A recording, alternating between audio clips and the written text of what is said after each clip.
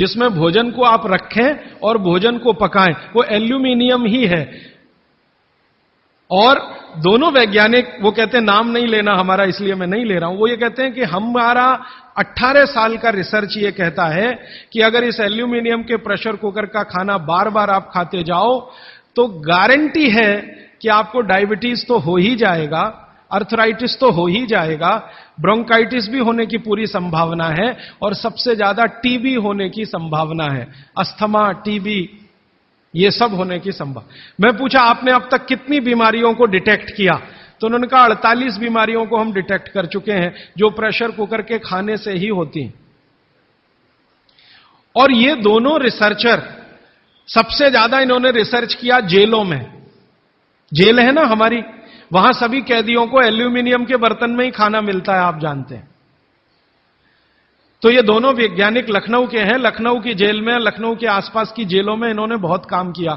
वो जेलों में जाते हैं और जो कैदी एल्यूमिनियम के बर्तनों में खाना खाते हैं उनके ऊपर उन्होंने बहुत काम किया। और उन्होंने कहा सबका जीवन कम होता है और जीवन की शक्ति कम होती है, प्रतिकारक शक्ति कम होती है और रोग बहुत जल्दी उनको आते हैं। बाद में मैंने एक छोटा सा काम इसमें ऐड किया। वो वैज्ञानिकों से रिपोर्ट लेने के बाद मैंने ये तय किया कि पता करो कि ये एल्यूमिनियम कब से आया, क्योंकि ये ज्यादा पुरानी चीज नहीं है। तो पता चला 100-125 साल पहले आया। 100-125 साल पहले अंग्रेजों की सरकार थी। अंग्रेजों की सरकार के वैज्ञानिकों ने एल्यूमिनियम को हिंदुस्तान में इंट्रोड्यूस कराया। और आपको सुनकर हैरानी होगी कि अंग्रेजों की सरकार का जो पहला नोटिफिकेशन आया एल्यूमिनियम के बर्तन बनाने का, वो जेल के कैदियों के लिए ही आया। और उनका यह तय हुआ था कि जेल के कैदियों को एल्यूमिनियम के बर्तनों में ही भोजन दिया जाए, क्योंकि ये सब भारत के क्रांतिकारी हैं और अंग्रेजों को इन्हें मारना है। उस जमाने में आप जानते हैं जेल में कोई भी होता था तो वो क्रांतिकारी होता था। भगत सिंह हो या उधम सिंह, चंद्रशेखर हो या अशफाक उल्ला, राजेंद्र नाथ लाहिड़ी हो या ठाकुर रोशन सिंह, ये सब तो क्रांतिकारी थे जो जेलों में जाया करते थे अंग्रेजों के जमाने। इनको जानबूझकर एल्यूमिनियम के बर्तन में ही खाना देना है ताकि ये जल्दी मरे या मरने की स्थिति में आ जाए।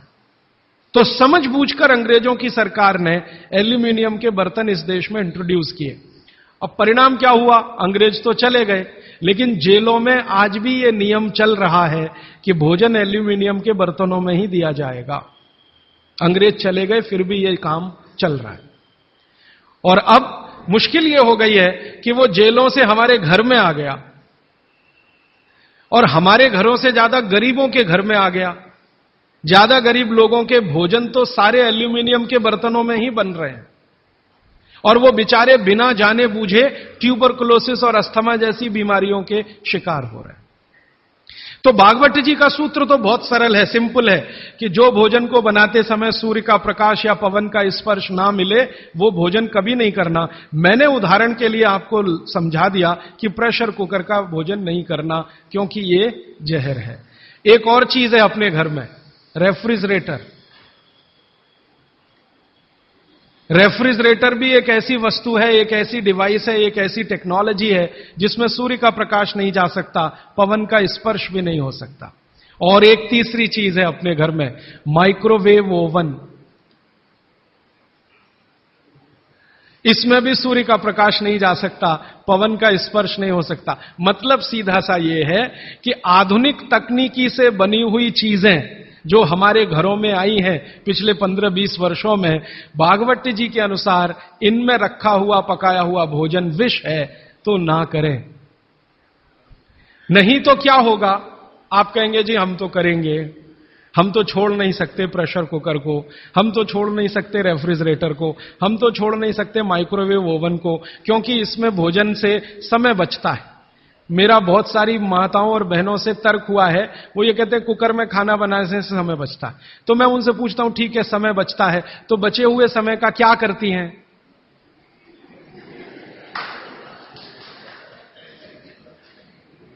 तो ज्यादातर माताओं बहनों का उत्तर है सास भी कभी बहू देखते हैं।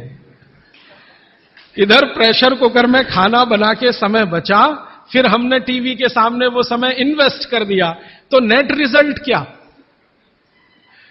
और फिर मैं जब उनको समझाता हूं कि ये जो आपने आधा घंटा या 1 घंटा समय बचाया भोजन पकाने में, ये आपका घंटों घंटों हॉस्पिटल में खराब कराएगा। तब 2 घंटे रोज के हिसाब से मान लो बचा लिया, और साल भर में आपने 700-800 घंटे बचा लिए, कल्पना करो। फिर एक दिन हॉस्पिटल में भर्ती हो गए और 2-4 महीने वहां निकल गया, नेट रिजल्ट क्या? वही 0 का 0। तो ये एक सूत्र है जिस पर मैं आपसे बात कर रहा हूं कि भोजन को बनाते समय, पकाते समय कोई ऐसी वस्तु जहां सूर्य का प्रकाश ना जाता हो, पवन का स्पर्श ना होता हो, वो ना करें। अब इसमें विश्लेषण की जरूरत है। भागवती जी तो लिख के चले गए, अब ये क्यों का जवाब हमें ढूंढना है, और इसमें जरूरत हो तो आधुनिक विज्ञान की मदद भी लेनी है। मॉडर्न साइंस ने कुछ लॉजिक डेवलप किए हैं, कुछ ऑब्जर्वेशंस उन्होंने दिए हैं, तो उनकी मदद से ये क्यों ना करें, क्या कारण है, यहां से अब बात मैं शुरू करता हूं। आधुनिक विज्ञान क्या कहता है प्रेशर कुकर के बारे में, ये जाने। प्रेशर कुकर एक ऐसी टेक्नोलॉजी है जो खाने को जल्दी पकाती है, ये है सीधा सा मतलब। अब खाने को जल्दी पकाने के लिए ये प्रेशर कुकर क्या करता है, जो भोजन आपने उसमें अंदर रखा है पकने के लिए, उस पर, और जो पानी डाला है आपने भोजन पकाने के लिए, उस पर अतिरिक्त दबाव डालता है। ये है प्रेशर। प्रेशर माने दबाव। तो अतिरिक्त दबाव डालने की टेक्नोलॉजी है प्रेशर कुकर। और ये अतिरिक्त दबाव कहां से आता है? प्रेशर कुकर में आपने दाल डाली, ऊपर से पानी डाला, थोड़ा हल्दी मसाले डालकर बंद करके रख दिया। अब उसमें वो एक सीटी लगा दी। वो सीटी लगाई, यही सबसे खतरनाक चीज है पूरे प्रेशर कुकर की। सीटी ना लगाएं तो आपका प्रेशर कुकर आपके लिए अच्छा है। सीटी लगाते ही क्या करता है, पानी गर्म होगा। आप जानते हैं पानी गर्म होने से वाष्पीकरण शुरू होता है, वेपराइजेशन शुरू होता है। तो पानी की वाष्प प्रेशर कुकर में चारों तरफ इकट्ठी हुई, वो वाष्प जो है ना, वो दबाव डालती है। किस पर? दाल पर, चावल पर, सब्जी पर।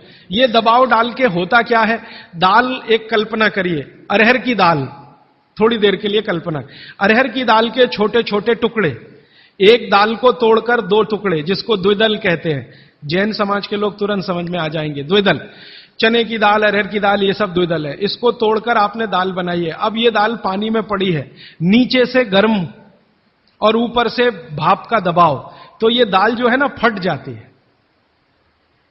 फटना समझते हैं? वो दरकना शुरू हो जाता है।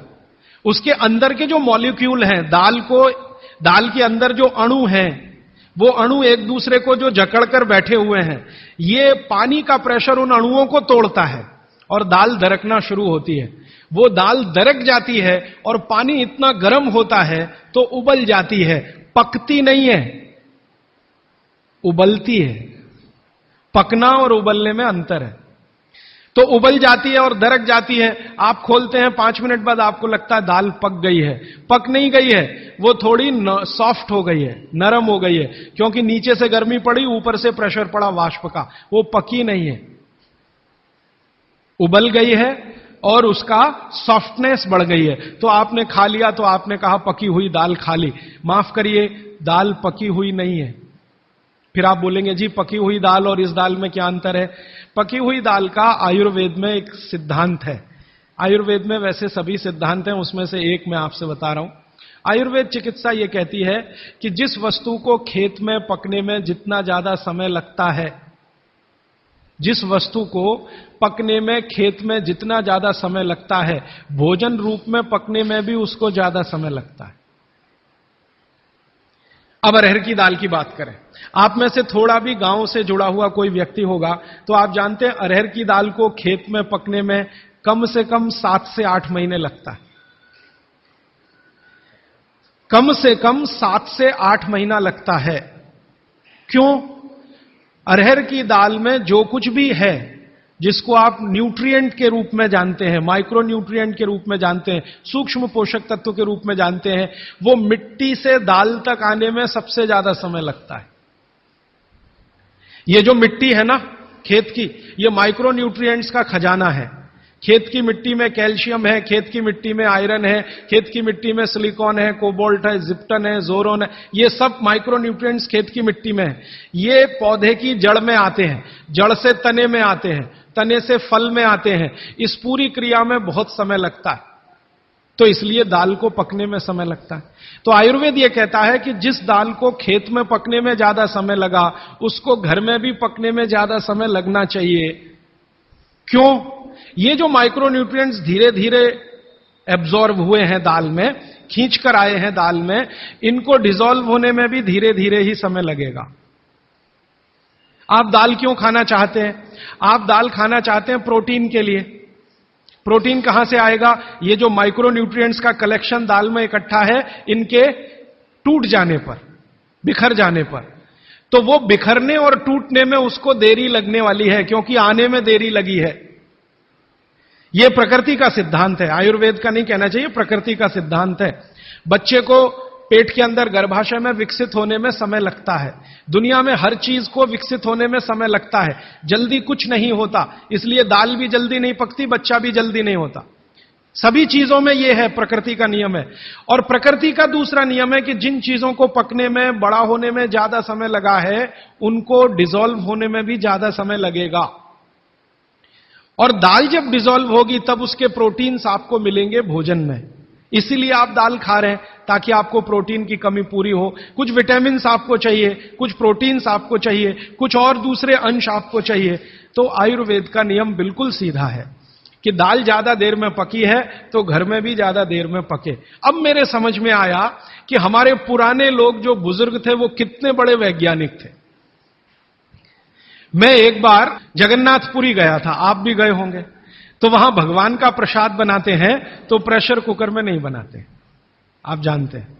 हालांकि वो चाहे तो प्रेशर कुकर रख सकते हैं, क्योंकि जगन्नाथपुरी के मंदिर के पास करोड़ों रुपए की संपत्ति है। तो मैंने मंदिर के महंत को पूछा कि ये भगवान का प्रसाद, माने वहां दाल और चावल मिलता है प्रसाद के रूप में, वो मिट्टी की हांडी में क्यों बनाते हैं? आप में से जो भी गए हैं जगन्नाथपुरी, आप जानते हैं वो मिट्टी की हांडी में दाल मिलती है और मिट्टी की हांडी में चावल मिलता है, या खिचड़ी मिलती है, जो भी मिलता है प्रसाद के रूप में। तो मैंने महंत को पूछा कि आप ये मिट्टी की हांडी में ही क्यों बनाते हैं? तो उसने एक ही वाक्य कहा, मिट्टी पवित्र होती है। तो ठीक है, पवित्र होती है, ये हम सब जानते हैं। लेकिन वो जो नहीं कह पाया महंत, वो आपको मैं कहना चाहता हूं कि मिट्टी न सिर्फ पवित्र होती है, बल्कि मिट्टी सबसे ज्यादा वैज्ञानिक होती है। क्योंकि हमारा शरीर मिट्टी से बना है, मिट्टी में जो कुछ है वो शरीर में है, और शरीर में जो है वो मिट्टी में है। हम जब मरते हैं ना और शरीर को जला देते हैं तो 20 ग्राम मिट्टी में बदल जाता है पूरा शरीर।